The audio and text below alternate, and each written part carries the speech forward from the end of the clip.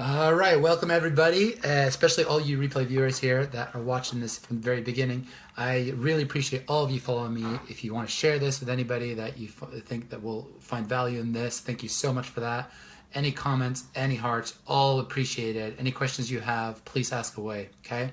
So those of you who have been following me for a while here know that, all right, do we have a little bit of sound here? Tracy, can you just let me know? Do we have sound this time? It'd be amazing. So any of you can please comment again to see if we do have sound. But just so you know what the Design Your Life series is all about, it's something that I'm doing 30 different lives here about. Brilliant. 30 lives, so just let me know where you're calling in from. Would be amazing in the comments below. It's all about how you can design a better life for yourself. We all spend a lot of time designing our weekends, where we're going to party. We design our next holidays. We really focus on all that stuff, right? But we don't really plan where we're going to be in 1 year's time, in 5 years' time, in 10 years' time. We don't plan for that long-term stuff. And so why don't you find a way to design your life, and not just in terms of financial or business, but also all areas of life. Now, I'm going to focus a little bit more on business today, and we're going to talk about comfort zones.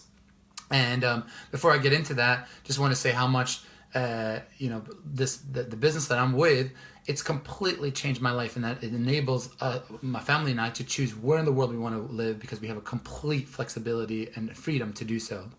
And just for me, one of the big things is being able to go into a restaurant and not worry about what the food costs, and when the bill comes, just sign off on the bill and not have to worry about that at all. I'm a big foodie. I love food, and it's something that I've always kind of been, I really want to go try this restaurant, but it's quite expensive.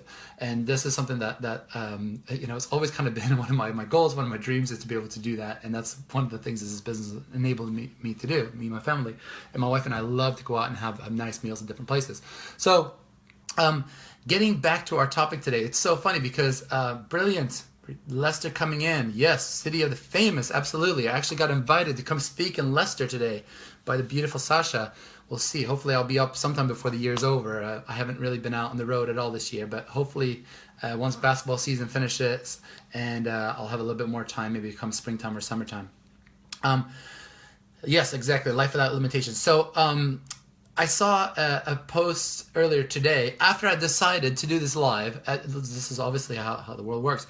And like 2 hours later, I'm scrolling through my Instagram, and one of the people I follow on there all the time usually have different quotes. And the quote was, "Comfort zones may be nice places, but they are wastelands where nothing grows." Okay? So I just love that. That's perfect for our topic today, which was going to be all about comfort zones, right? It's if you're inside your comfort zone, you're probably not growing very much. So you've got to step out of your comfort zone. And I'm going to share a few different stories ever since I started of how I stepped out of my comfort zone. So think of me as this kind of geeky guy. I did engineering in university. I was always like, I liked hiding kind of behind a computer, and sure, I was a bit social because of sports and so on, but if I would walk into a party, I wouldn't talk to anybody. If I walk into a big room with a lot of people, I just wouldn't talk to anybody. Unless they talk to me, then fine, I could respond back, but it wasn't something that I was very comfortable doing at all. And so the first thing that I had to do in this business was I came back from Sydney, Australia. I moved back to Luxembourg, and my brother was like, "We have this exhibition. We're going to go to Germany. This big wellness exhibition. It's 4 days long." And I was like, "Well, I don't speak any German," so we went off to this exhibition, and for 4 days, I pretty much asked every person, like, "Do you speak English?" as the first thing, and then I would tell them about this technology that we were working with to be able to measure antioxidants. It was all exciting and so on, right? And but it was so outside my comfort zone, talking to all these strangers. Like, it's something that I'd never really done before. And what was really funny was that after this exhibition, we got a bunch of leads. So we actually divided up the leads. All the people that were part of the exhibition divided up the leads. And so I had this list of maybe, I don't know, 10 people that I need to call. But I was too scared to call these people. Like, it just was so outside my comfort zone. I didn't know what to say to them. I didn't know how to have that conversation with them.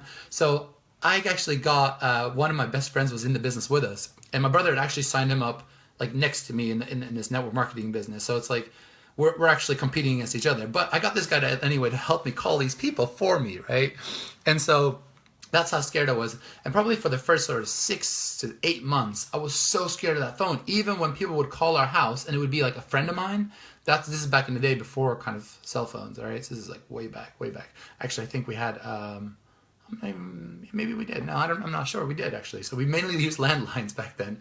You know, these like phones that was like stuck in the wall and like you can't take them anywhere. Okay, and so, um, uh, yeah. So I was just super afraid. Even if like my friends would call, I wouldn't pick up the phone first. Like I would let somebody else in my family pick up because what if it was somebody that I had contacted in some kind of way about the business, whatever else, right?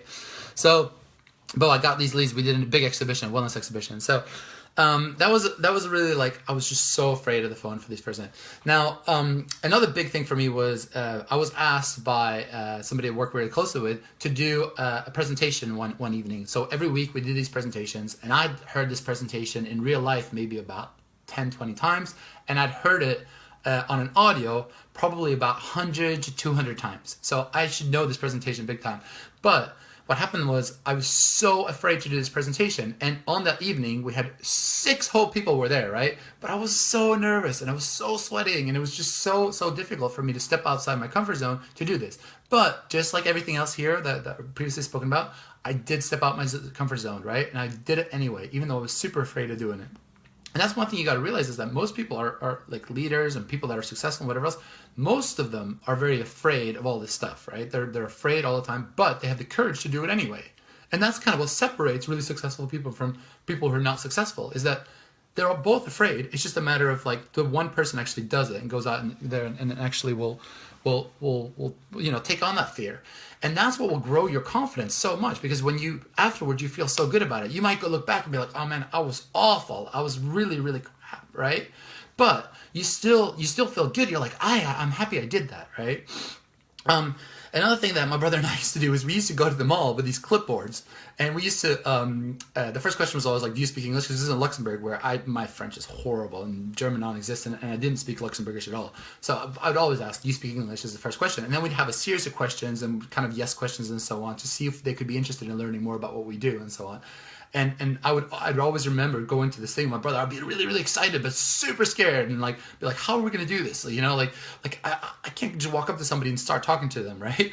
And so, but we always ended up doing this, and I don't think I ever got any sales from that, even though my brother got a bunch of sales and a bunch of new business partners from it.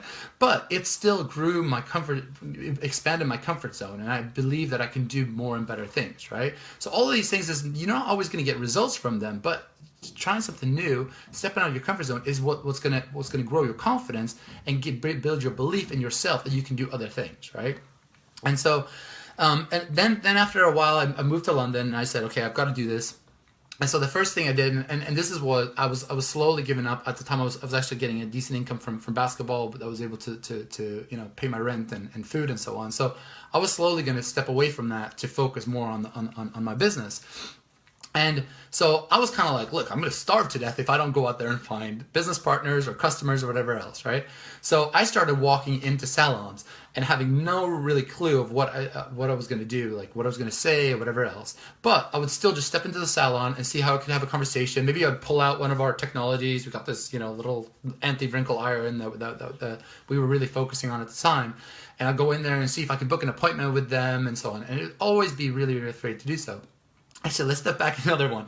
So, right when all of Europe started to grow with this technology, and so I was working with our antioxidant technology, but we heard all the success was coming through this wrinkle iron that you do half the face, and you see results. And so I actually signed up a business partner in Spain. And they asked me to come down and be part of their exhibition. So there was a huge exhibition with about 50,000 people in Barcelona. And I'd never met these people before. And so I'd never done a galvanic demo. This is this little machine. You use half the face, right? I'd never done a demo with this machine before. And for me, it was so uncomfortable to touch somebody's face. So the first thing I did was I just kind of went to my dad's place. I did his partner. I called a bunch of my girlfriends, yeah, like so just friends, but female friends. And I would start just doing demo after demo after demo. And I was so bad at them. And you'd never see any results whatsoever because I had no idea what I was doing. But I would get a little bit more comfortable. So I was then flying down to Barcelona, and I really had no idea. And I was going to go and do these half-face demonstrations of people in the industry. It was me and this other guy who had actually been working in the beauty industry for quite some time. So he was a little bit more comfortable, and he was the one speaking Spanish and so on. But he'd never done these demos either. So I was teaching him like on the spot right there how to do these things, and it was just hilarious how bad it was. And I have no idea if we ended up. I think we got a bunch of people that were interested in this, but I couldn't really follow up with them because I didn't speak Spanish, so he took care of all this stuff anyway. But once again, going somewhere completely new, don't really speak the language, and just doing something that's completely out of my comfort zone, right? And then, for me, it was always like going to networking events. I was never comfortable doing them. Even after like 3, 4, 5, 6 years in the business, it was still uncomfortable for me to go and speak at a networking event where, you stand up and you tell your little 60 seconds, you go to these BNI events and so on. Like always really, really afraid to do so. And going into salons and whatever else that I continued to do throughout my business, because I had to show new people how to do it. And for me, it was like, well, I can't show them I can't do it, right? So it helps a lot if you take somebody else with you when you're doing all these things, because then you're kind of forced to kind of step out of your comfort zone and really, really go for it. So with all this stuff, of course, the public speaking thing got a little bit better and so on. Of course, the bigger the crowds got, the more nervous I got. But then there came a point where things started to get better and better, and suddenly I wasn't nervous anymore. And now you put me on a stage in front of 3,000, 4,000 people, and no problem at all. Like I won't get nervous at all as long as I know my stuff a little bit. Then but it's taken many years of practice, right? So, and as many of you might have heard this before. Like apparently, like fear of public speaking is greater than the fear of death, which I don't 100% believe that, but it's obviously huge. Like people are really afraid of public speaking.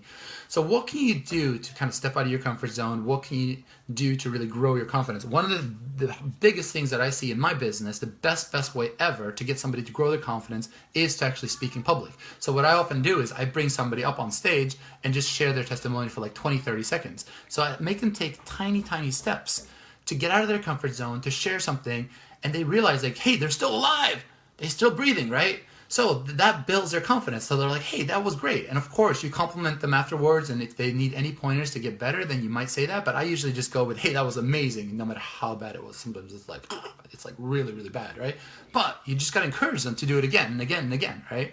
And so another thing is always like trust yourself. Just be like, look, like, just do this. It's fine. Nobody's going to die. I just got to step out of my comfort zone, take some action, and just do it, right? Also, every single day, like don't get so bogged down in your routine on a daily basis. See if you can do something different every day. See how you can every day do something that scares you just a little bit, right? I actually asked on my post this morning, I just said, like, what are you going to do today that's going to going to get you to step out of your comfort zone? Me doing these lives, like don't get me wrong. Okay, I don't get too nervous about them if I know a little bit what I'm talking about, but it's still a little bit nerve-wracking, right? I'm speaking to maybe like a few hundred people. Right now, we only have maybe about 20 people on the call, but there's a lot of people that watch the replay. So I might be like, whoa, like what am I going to say? And maybe nobody's going to listen to me. Maybe nobody's going to get any value out of this. But if you think like that, then it's like, whoa, no. How can you just think, how can I help one person, just one person improve their life, right? If just one of you get a little bit of inspiration from this, then of course it's worth it, right? And so I highly encourage all of you that are building a business, whatever business it is. It doesn't matter whether, whatever it is. Like my sister is building a completely different business to network marketing, and I think it's awesome what she's doing. And I highly encourage her, even though she's getting, whenever you start a business, a lot of people start hating on you no matter what business you're in, okay? So I thought it was just in the network marketing industry that people hate on you, but they hate on you no matter what business you're in, and she's starting to feel that as well. And because people don't want to see you change and get better and get more out of life, right? They want you to stay right where you are and stay in that comfort zone. They don't want to see you get out of that comfort zone and start growing because they feel like you're maybe not going to be their friend anymore or whatever it is to protect you, right? So awesome, Joe, you walked into college and you booked for a business presentation next month. I love that, right?